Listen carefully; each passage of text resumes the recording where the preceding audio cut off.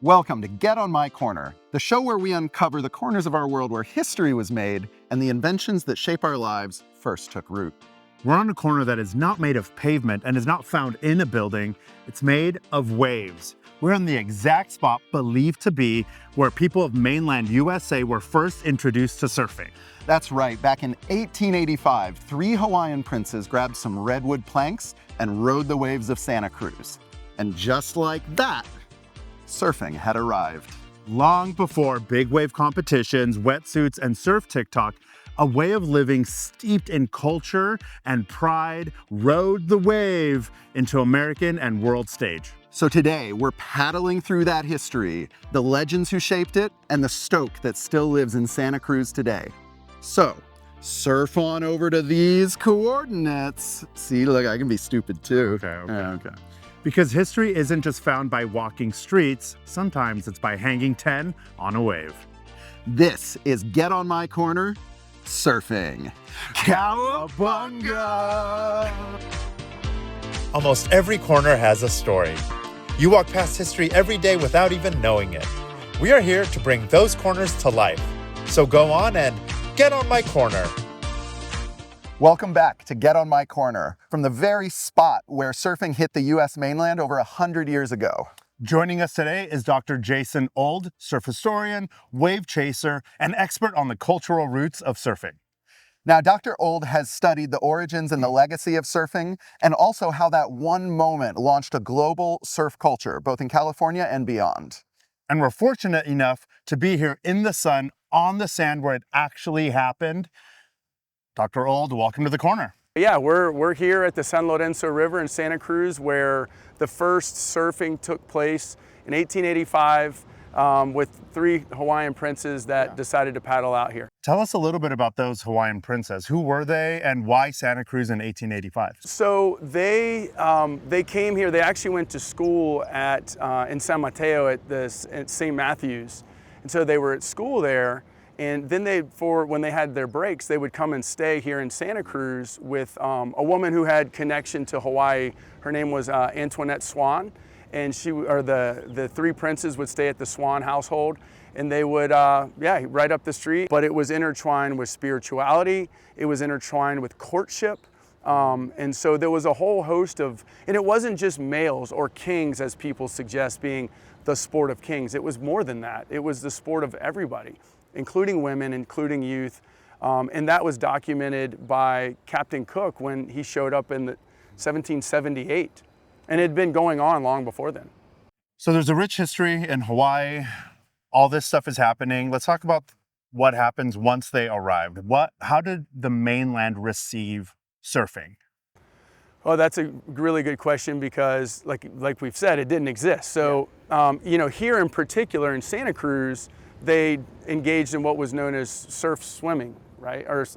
Surf swimming. So they would just swim in the surf. And again, they aren't wearing the same bathing suits that we all think of now. I mean, it was heavy clothing. And so that becomes actually important when we talk about how surfing evolved it's south of here in LA. But the way it was received here is they called it, when the newspapers talked about it and people talked about it, they just called it surfboard swimming, because they were on a board. And so I think by and large, people were fascinated by it, because you have these individuals who were, for all intents and purposes, outsiders, introducing this foreign sport to this area. And in a sense, teaching people how to showing them how to do it. There's also documentation to show that people then eventually adopted it. Of course, as we know, this is a massive surfing destination, but shortly thereafter, people sort of started to want to learn how to do this surfboard swimming. So yeah, I think it was well received. I think it was received with sort of like, what are these people doing, right? But then later it evolves into something that gains interest.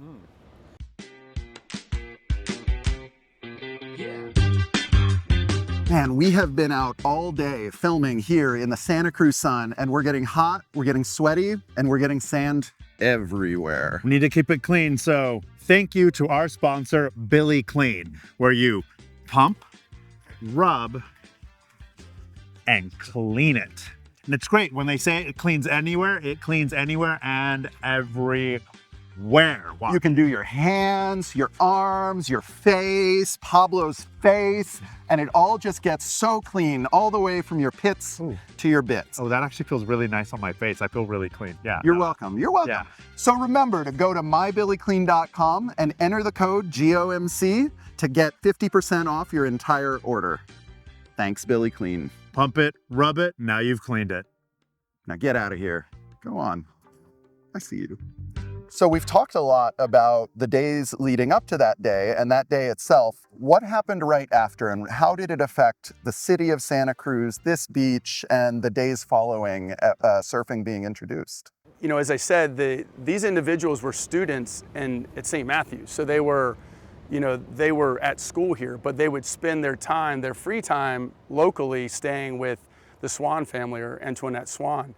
And so this was, a fairly consistent occurrence. So they would show up, they would surf, and how that impacted the city of Santa Cruz. I mean, as I said, fast forwarding over 100 years, you now had a day that inaugurates that moment in time. So it sort of acknowledges it and sort of brings it into the present to say, hey, this was a watershed moment, not only for Santa Cruz, but for surfing on the mainland of the United States, as it was the first place it took place.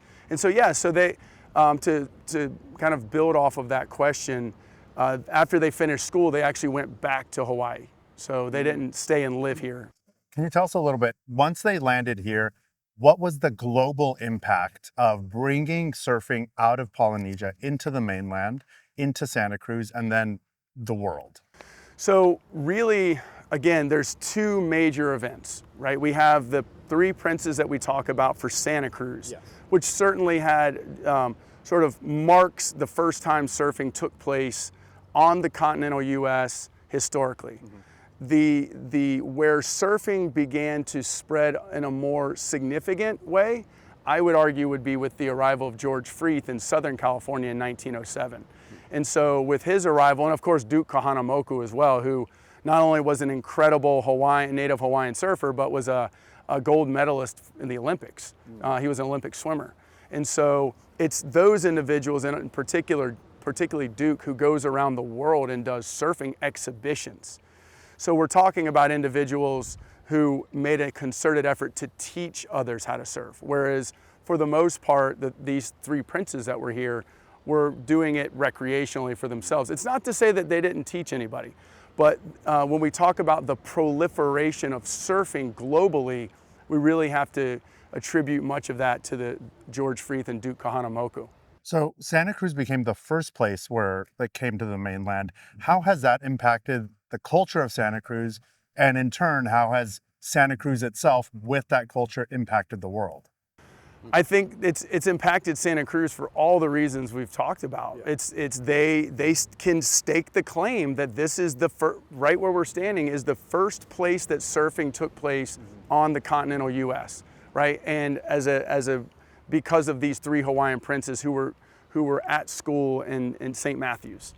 How has it impacted Santa Cruz? It's created obviously great pride. I don't live in Santa Cruz, but of course my friends that are here and others, there's a huge pride when it comes to surfing in Santa Cruz. But also, they really do claim the Surf City sort of tagline, because in their view, this was, and I know again the trademark and the rights go to Huntington Beach, but this was the first place it took surfing was done, and so rightfully so they can say this evolved first as a surfing city, and I think the people of Santa Cruz would probably agree with that.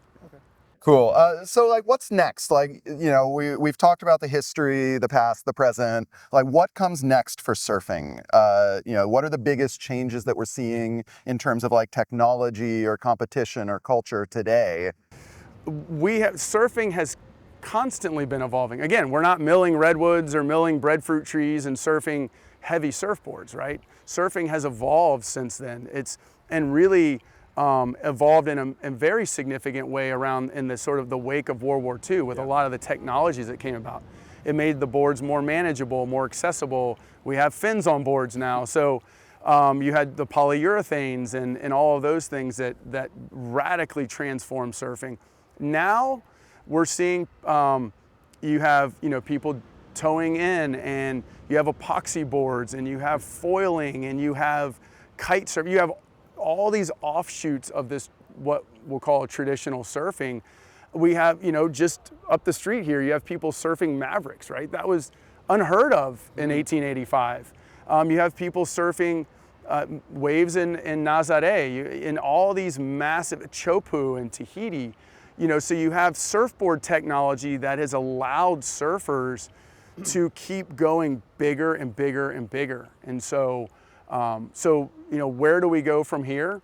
I think, there's going to be the constant chase for that next secret wave that nobody knows about.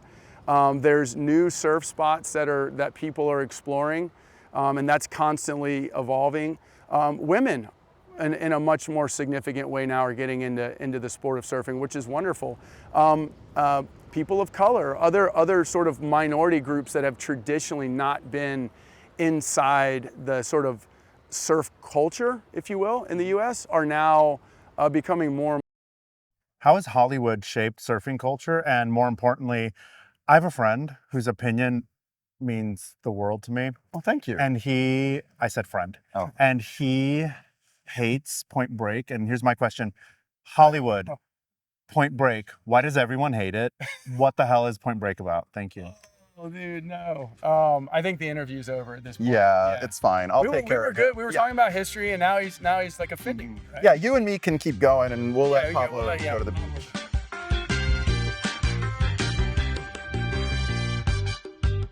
Before the pro surf tours, before the wave pools, before the GoPro edits, everything started right here, with 3 Hawaiian princes and a coastline ready for something new.